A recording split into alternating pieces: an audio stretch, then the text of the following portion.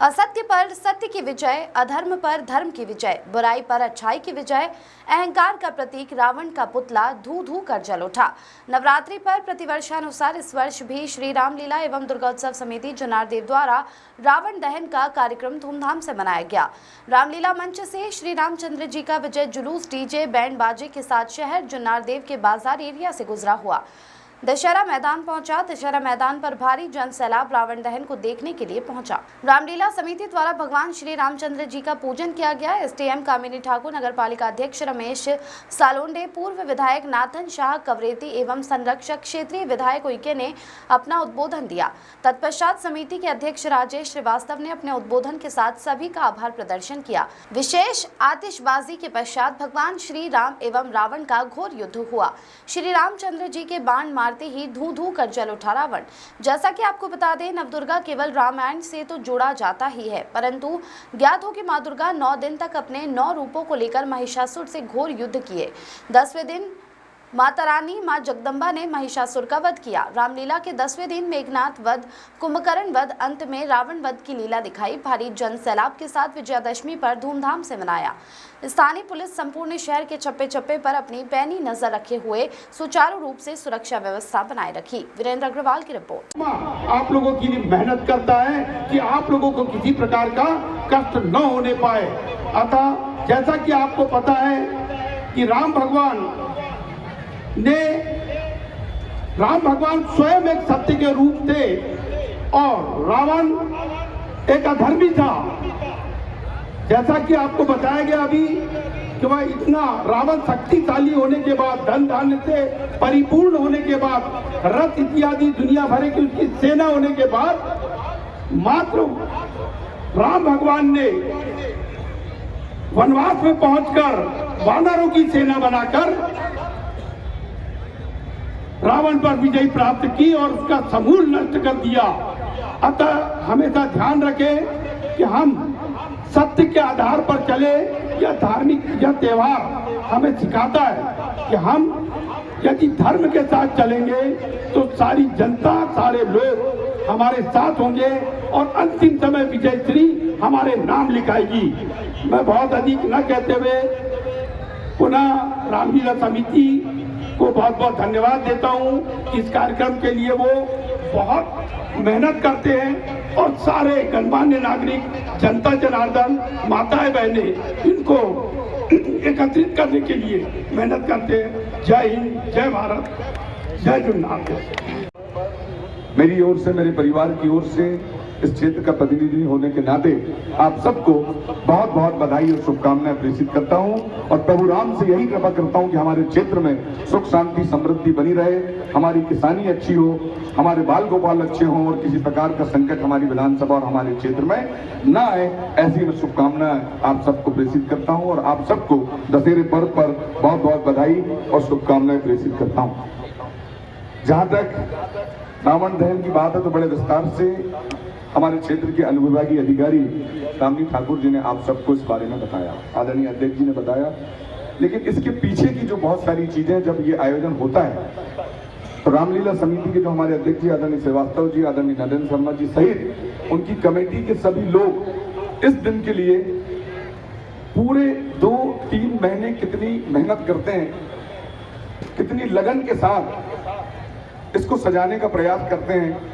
हम सबको ये लगता है कि 51 फीट का रावण बन गया, लाइटिंग हो गई, मंच सज गया, आतिशबाजी हो गई, लेकिन इसके पीछे कितने लोगों के अपनी रोजी रोजगार छोड़ के जो पात्र यहाँ पर उपस्थित हैं, हमारे राम के रूप में, हमारे लक्ष्मण के रूप में, हमारे सभी रावण के रूप में सभी लोग यहाँ पर जो उपस्थित हैं, अपना काम धंधा नौकरी पानी छोड़कर और पूरे महीने आप लोगों के इस दशहरे पर्व को भव्य बनाने के लिए यहाँ पर रहते। तो मैं चाहता हूँ कि उनके लिए जोरदार ताली बजाकर उनका अभिवादन करें। और एक बात मैं कहना चाहता हूँ कि जब कभी भी जो लोग हमारे बीच में होते हैं हम उनको याद करते हैं और जो लोग हमारे बीच में नहीं होते हम उसको याद नहीं करते।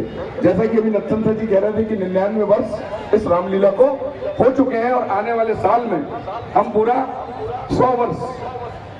100वां वर्ष बड़े भव्य तरीके से मनाएंगे। लेकिन इसके पीछे 99 साल के पीछे अगर मैं बात करूं, जिन्होंने शुरुआत करी, चाहे वो सुआ पटेल जी हों, आज इस दुनिया में नहीं है, लेकिन उन्होंने इस रामलीला को शुरुआत करने का काम किया, सुबह पटेल जी हों, हमारे ललिता प्रसाद उपाध्याय जी हों, मुरलीधर जायसवाल जी हों, खेमराज राय जी हों, राम स्वरूप शर्मा जी हों, सदन लाल चौरसिया जी हों, गोकुल प्रसाद साहू जी हों, हरू चौरसिया जी हों, रामदयाल जमदरिया जी हों, तारा साहू जी हों, चाहे इस क्षेत्र के हमारे नगर पालिका के अध्यक्ष रहे भाई नवीन सूद जी हों, इस दुनिया में नहीं रहे आदर्श शर्मा जी हों, हमारे बीच में कई वर्षों तक वो रामलीला के अध्यक्ष और महामंत्री के रूप में भूमिका निभाने वाले ओमी उड़िया जी हों, आज वो हमारे बीच में नहीं है, लेकिन उनके नहीं रहने के बाद भी ये रामलीला आगे बढ़ रही है, ये समझना कि वो सब हमारे बीच में यहाँ पर हैं, ये प्रतीक इस बात का। धन्यवाद। आप सभी को दशहरा पर्व की ढेर सारी शुभकामनाएं। दशहरा जैसे कि अधर्म पर धर्म की विजय, असत्य पर सत्य की विजय, रावण अहंकार और बुराइयों का प्रतीक माना जाता है और अत्यंत बुद्धिमान होने के बावजूद, अत्यंत शक्तिशाली होने के बावजूद भी मर्यादा पुरुषोत्तम श्री राम के द्वारा हराया जाता है। और इससे यह स्पष्ट है कि बुराई की हमेशा हार होती है और सत्य की जीत होती है। प्रत्येक व्यक्ति के अंदर राम और रावण है। ये हमारा दायित्व है कि हम किसको आगे पेश करते हैं। जिस तरीके से दशहरा पर्व हमें सिखाता है कि बुराई की हमेशा हार होती है, तो ये हमें हमेशा बुराइयां जो हमारे अंदर हैं, अहंकार है, झूठ है, बहुत सारी बुराइयां, उनको हमको दबा के रखना है और श्री राम जैसे सच्चरित्र को, मर्यादा पुरुषोत्तम राम को हम अपने अंदर महसूस कर सकते हैं। आपको पुनः दशहरा पर्व की शुभकामनाएं। मेरी सेना को बहुत बहुत धन्यवाद देना चाहता हूं कि जिनके सहयोग के कारण मैं आज ये काम करने के लिए सक्षम हूं। एक बार सभी पात्रों के लिए और मेरी कार्य समिति के लिए आप जोरदार तालियां बजा दें। मैं आभार व्यक्त करना चाहता हूं सर्वप्रथम हमारे विधायक जी का, जो रावण दहन का कार्यक्रम आप देखते हैं।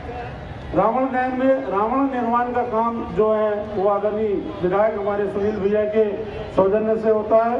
मैं धन्यवाद करना चाहता हूं हमारे नगर पालिका अध्यक्ष जी, जो हमारे संरक्षक भी है, और मुख्य नगर पालिका अधिकारी नया दुर्गा मैडम का, जिनके सहयोग के बिना हम, क्योंकि पल पल पर हमको नगर पालिका की जरूरत पड़ती है, सफाई, बिजली, पानी और पूरी जो व्यवस्थाएं रहती है वो नगर पालिका के बिना सहयोग के संभव नहीं है। मैं उनका बहुत बहुत धन्यवाद देना चाहता हूँ।